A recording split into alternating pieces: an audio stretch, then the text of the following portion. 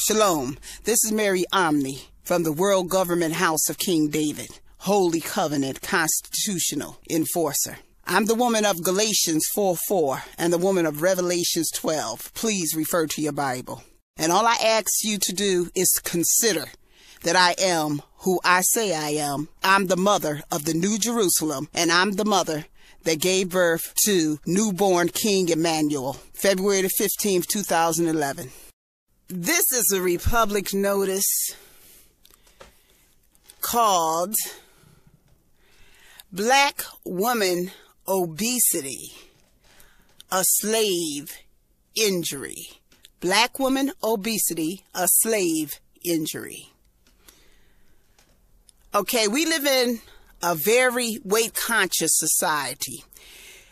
Weight discrimination is the only acceptable form of discrimination in North America.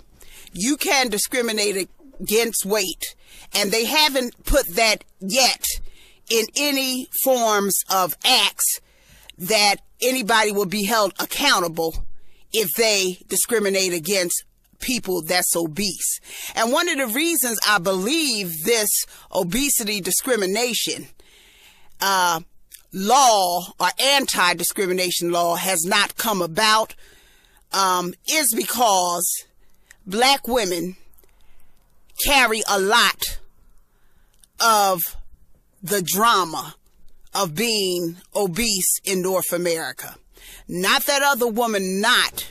They letting a whole bunch of immigrants in, and they bringing in diabetes, obesity, and we have Caucasians are obese too. But these people that I'm talking about that have the real obesity on a genetic imprint are the descendants of those that was in captivities, forced to do astronomical slave labor from sun up to sundown. Sun up to sundown. Many times without a meal. Many times without one meal. Early in the morning, they'll be lucky if they get to drink some broth or some tea before they get out there to work, or a piece of bread. Now, it did get a little better for some as time went along, but for many, it never got any better. And they was forced to work almost at a starvation level, or at a starvation level. And because they was forced to work at this starvation level, their body genetics reacted by holding on to as much weight as they can to keep the body mechanism machine from shutting down.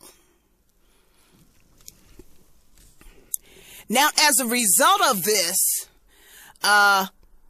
many knew that their bodies was on the verge of shutting down. So they would eat dirt and get the minerals from the dirt before they died. Thus comes the saying, eat dirt before you die. They would eat dirt and the soil and get some of the minerals from the soil that would then go directly to their cells to keep them alive. And meanwhile, they had to do all this labor, even though they had monthly cycles where they were menstruating, and they had cramps when they were pregnant, when they had just given birth, while they was in the latest part of their pregnancy, right after giving birth. They was forced to do the work of mules without even the mule being there. They were the mule. Now, we understand that high blood pressure, sickle cell anemia, other diseases, mental diseases of Stockholm syndrome, post-traumatic stress, family disunification, family breakdown, other maladies, unnamed, are a result of captivity. They are diseases of captivity. Because we held on to salt, we are the salt of the earth. And we held on to that salt in order to stay alive. And as we progressed in being able to have more foods, we added more salt to them when our bodies already held on to salt, and that was to keep us alive. So this goes back to what I'm saying. Obesity is the same thing. You don't work for 300 to 400 years on a starvation level, almost. Astronomical labor from sun up to sundown. And then once you're out of chattel slavery, you don't do that kind of work anymore, but now you have access to more food and more food supply. So your body is now adjusting to your not being in the starvation mode no more by taking in the food. Your body, as far as you are concerned, but on a cellular level, the cells have never adjusted. They have a genetic memory.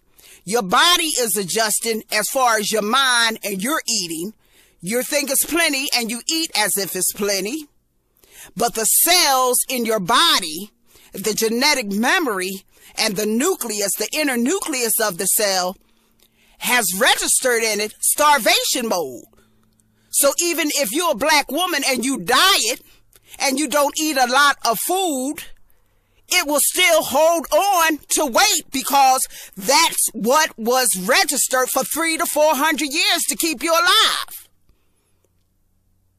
And you don't just get up from something like that and then your cells forget it. That's insane. Because you're coming from the reaches of death. You're coming from the grips of death. Your body was in pure survival mode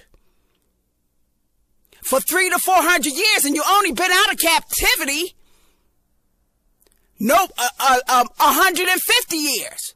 So to even balance that out, you'll need another 150 years to even balance, another 150 years to even balance 300 years of inner cell starvation.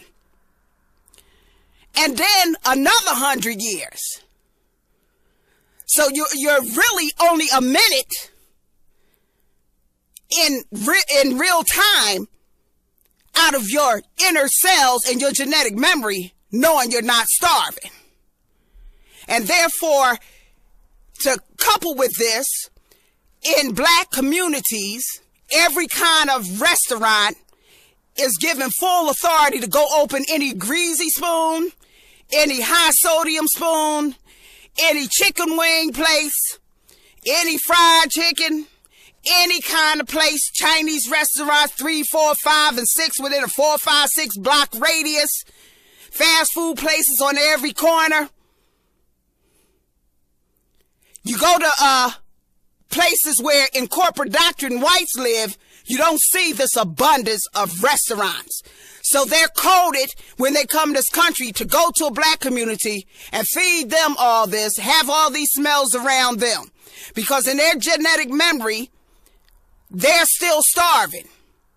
And that registered to the survival part of the brain. And sometimes they eat more than they need. Because coupled with their genetic memory, they are being still oppressed by trampling their constitutionality for their 14th birthrights and putting mountains of dung contracts in their way in every state to keep them from accessing health care, education, proper housing, business ownership, proper dental care, things that will keep them stress-free.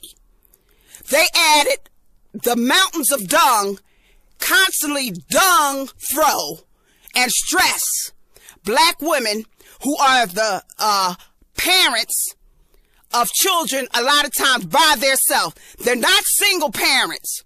They're separated parents because they're married constitutionally. No black child is born illegitimate. The constitutional 14th Amendment is to produce all persons born non-consenters by the black male and female. So they're married. Constitutionally, that's the supreme contract. It don't have to use the word married. So she's alone or she's separated, because the Most High allows separated to make sure some soul energy and Shekinah is not damaged. So she's separated, and because of this separation, her man uses the excuse of leaving the burdens on her. So with this genetic memory of starvation and all this stress, if she don't smoke or do crack, or she don't have regular healthy sex in a committed relationship, then overeating and having some pleasures of food, of something in life to help her cope is there. Okay? It's not a laughing matter. It's a very, very serious matter.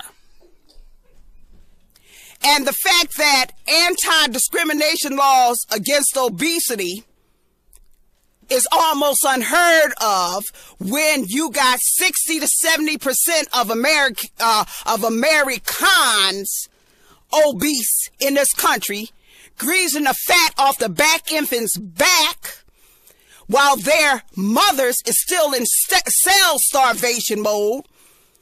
And let us understand this also, that obesity is a malnutrition disease. See, in her genetic print of genetic storage of memory, she's still malnourished. She's still malnourished. So the only thing that's going to help her is to either do like the ancestors did, get up early in the morning and have a big meal to make your cells not think that they malnourished, a big meal with fruits, vegetables, and a load of vitamins. Get you a good vitamin. I don't want to advertise none, because when I advertise one, they're going to change up. So I'm going to just leave it to you. Research a vitamin, get you a vitamin full of nutrition, and eat you a big meal in the morning. A big meal in the morning. So you would do the opposite of what your ancestors did. They hardly ate nothing in the morning. Eat your big meal in the morning, and then you drink a broth, a soup, or a fruit smoothie with honey or a natural sweetener in the evening, the early part of the evening, and flush it with some water later on. And take vitamins and do the bulk of your meal as early during the day as possible. And get into a support program. Start your own support programs on the internet, because you are unique. So you was born with an extra layer of fat, so you're not like the men, because you had to give birth. And even when you had to give birth, your cells were starving. So no one can base no diet for you but you. And you supporting other women in your struggle with this weight.